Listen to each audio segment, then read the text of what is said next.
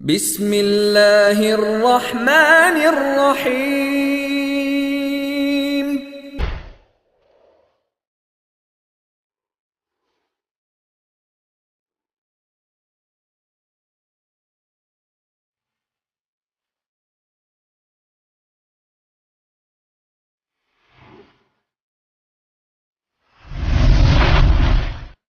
أَمْ حَسِبْتُمْ أَن تَدْخُلُوا الْجَنَّةَ وَلَمَّا يَأْتِكُم مَّثَلُ الَّذِينَ خَلَوْا مِن قَبْلِكُم مَّسَّتْهُمُ الْبَأْسَاءُ وَالضَّرَّاءُ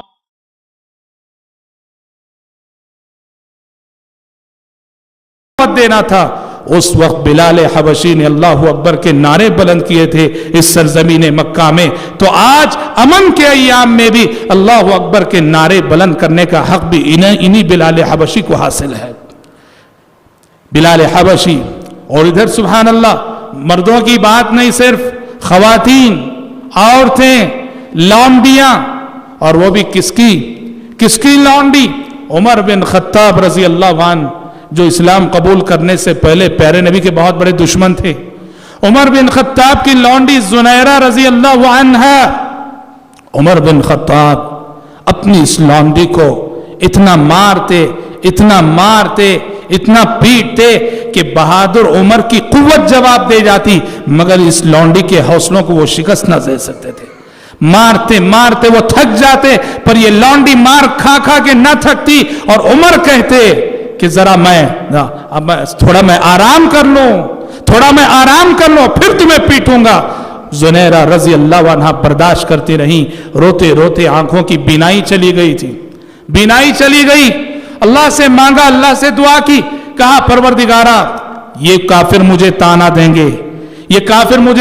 دیں گے کہ اسلام لانے کی وجہ سے بینائی گئی ہے، پروردگارا میری بینائی لوٹا دے۔ رب العالمین نے حضرت زنیرہ کی بینائی لوٹا دی رضی اللہ عنہ وارضا۔ اور حضرات، یہ تو افراد تھے جنہیں اکیلے ستایا جا رہا تھا۔ مکے کے کمزوروں، ضعفاء، غلاموں، لونڈیوں کی بات کی جائے، ایک آزمائش وہ تھی، ایک امتحان وہ تھا جس امتحان سے حضرت یاسر کا خاندان گزارا جا رہا تھا۔ اجتماعی آزمائش، اجتماعی امتحان، اجتماعی تکلیف۔ یہ کون ہیں؟ یہ یاسر ہیں، ان کی بیوی سمیہ ہیں، اور ان کے فرزند عمار ہیں۔ عمار بن یاسر اور ان کے والد یاسر اور ان کی ماں سمیہ ابو جہل کی ملکیت میں تھے، تینوں مسلمان ہو گئے تھے۔ ابو جہل ان تینوں کو مارا کرتا تھا، پیٹا کرتا تھا، ستایا کرتا تھا۔ پیارے نبی گزرتے تھے وہاں سے، بڑی بے بسی، آپ بھی بے بس تھے اس وقت، کچھ نہیں کر سکتے تھے۔ پیارے نبی انہیں تسلی دیتے ہوئے کہتے، صبرن یا آل یاسر، صبرن یا آل یاسر فإن موعدکم الجنہ، اے یاسر کے گھر والے صبر کرو، جنت تمہارا انتظار کر رہی ہے، صبر کرو، جنت تمہارا انتظار کر رہی ہے۔ اور حضرات اللہ اکبر، یہ غور کرنے کی بات ہے، آدمی کو تنہا مارا جائے، آدمی کو تنہا پیٹا جائے تو اس کو اتنی تکلیف نہیں ہوتی ہوگی۔ آل یاسر پہ جو گزر رہا تھا وہ کیا تھا؟ ایک تو جسمانی عذاب کہ ان کے جسموں کو مارا جا رہا تھا، پیٹا جا رہا تھا، اور اس جسمانی عذاب سے بڑھ کر نفسیاتی عذاب۔ تھوڑی دیر کے لیے آپ تصور کر لو کہ اگر آپ کو شوہر ہونے کی حیثیت سے آپ کی بیوی کے سامنے مارا جائے، اور آپ کی بیوی کو آپ کے سامنے مارا جائے، آپ کے بچے کو آپ کے سامنے پیٹا جائے، اور آپ کے ماں باپ کو آپ کے سامنے پیٹا جائے، کیا گزرے گی؟ آل یاسر پہ وہی گزر رہا تھا۔ شوہر کو بیوی کے سامنے مارا جا رہا تھا، بیوی کو شوہر کے سامنے ستایا جا رہا تھا، والدین کو اولاد کے سامنے تڑپایا جا رہا تھا، اور اولاد کو والدین کے سامنے تڑپایا جا رہا تھا۔ قربان جائیے ان صحابہ پر، اللہ اکبر، اللہ اکبر۔ یہ آل یاسر کے لیے اعزاز کی بات ہے، آل یاسر کے لیے اعزاز کی بات ہے کہ اس خاندان نے ایسے استقامت دکھائی کہ دشمن رسول ابو جہل نے حضرت سمیہ کو ایک نیزہ مارا اور ایک چیخ نکلی، شہید ہو گئی۔ بڑا مشہور واقعہ ہے، گویا اسلامی تاریخ کی سب سے پہلی شہید خاتون، اسلامی تاریخ میں اسلام کے لیے سب سے پہلے جان دینے والی ایک خاتون تھی. حضرت سمیہ نے اپنی استقامت کے ذریعے سے اللہ کی خاطر جان دے کر اور سب سے پہلے جان دے کر قیامت تک آنے والی مومن مسلمانوں کے سروں پر اعزاز کا ایک تاج رکھ دیا کہ اسلام کی خاطر مردوں سے پہلے ایک عورت نے خون بہایا ہے. اسلام کی خاطر مردوں سے پہلے ایک عورت نے جان دی ہے. حضرات طرح طرح کی اذیتیں. ہوا یہ کہ جو اذیتیں دی جا رہی تھیں ان میں بعض کے ساتھ ایسا ہوا کہ بعض جو جسمانی اعتبار سے کمزور تھے ایسے غلاموں پر مشرکین مکہ نے دباؤ ڈالا, پریشر ڈالا اور کہا کہ کفر کرو, کفریہ کلمات کرو ورنہ ہم تمہیں ماریں گے. اب وہ تکلیف کو برداشت نہ کر سکے. بعض غلاموں کے ساتھ ایسا ہوا وہ تکلیف کو برداشت نہ کر سکے, تکلیف برداشت نہ ہو سکی اور زبردستی جو انہوں نے مشرکین نے کی, زبردستی میں ان کی زبان سے کفریہ کلمات نکل گئے, زبردستی ان کی زبان سے شرکیہ کلمات نکل گئے. بہت پریشان ہوئے, بہت پریشان ہوئے یہ کمزور مسلمان جن میں سے بعض کی زبانی مشرکین زبردستی کفریہ کلمات نکلوانے میں کامیاب ہو گئے. کیا ہم کافر ہو گئے کیا؟ کیا ہم مشرک ہو گئے کیا؟ آسمان سے فوراً وحی آ گئی. سورہ نحل 14 پارے کی آیت, من کفر باللہ من بعد ایمانہ الا من اکرہ وقلبہ مطمئن بالایمان ولکن من شرح بالکفر صدرا فعلیہم غضب من اللہ.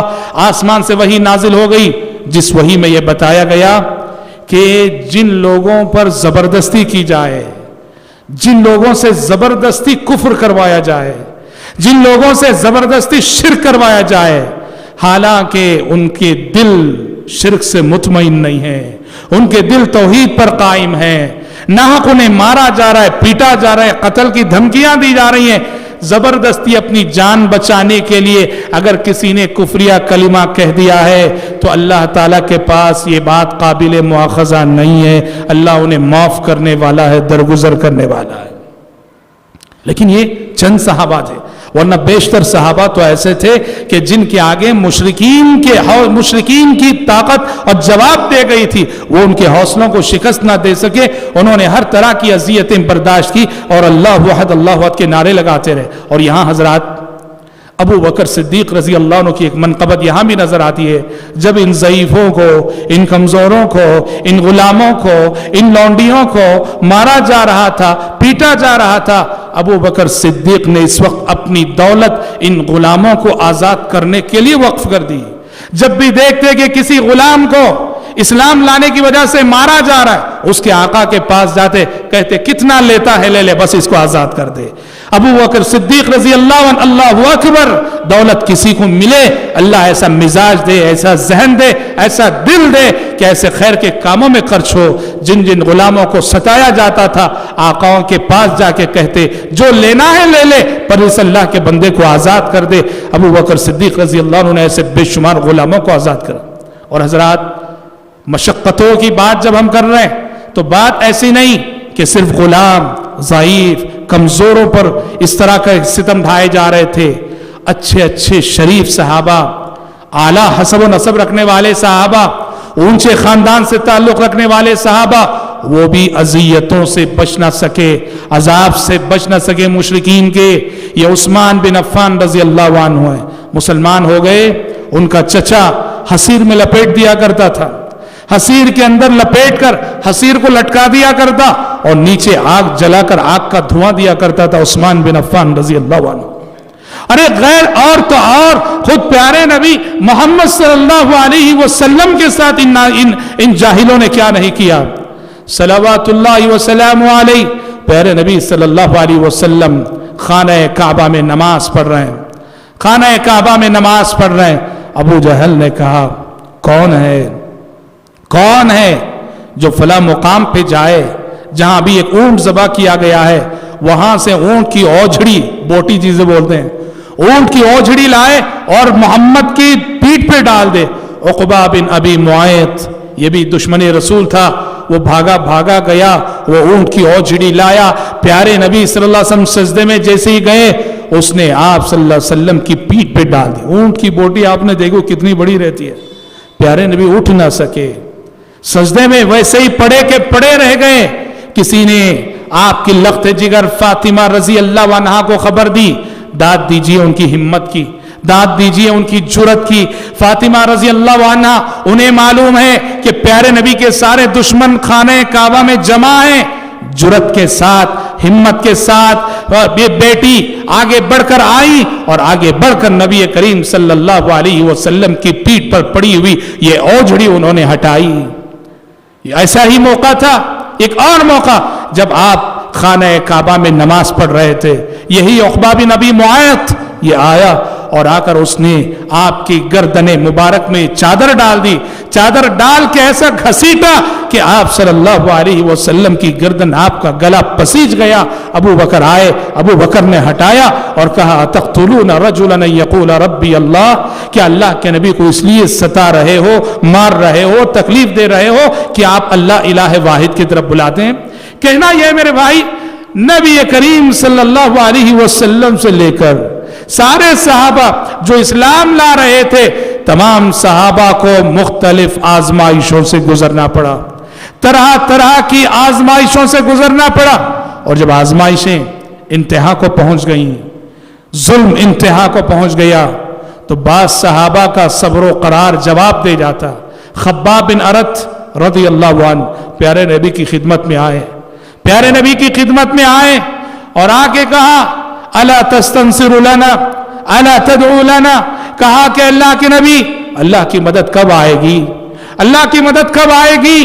مشرکین کے ظلم کی حد ہو گئی, مشرکین کی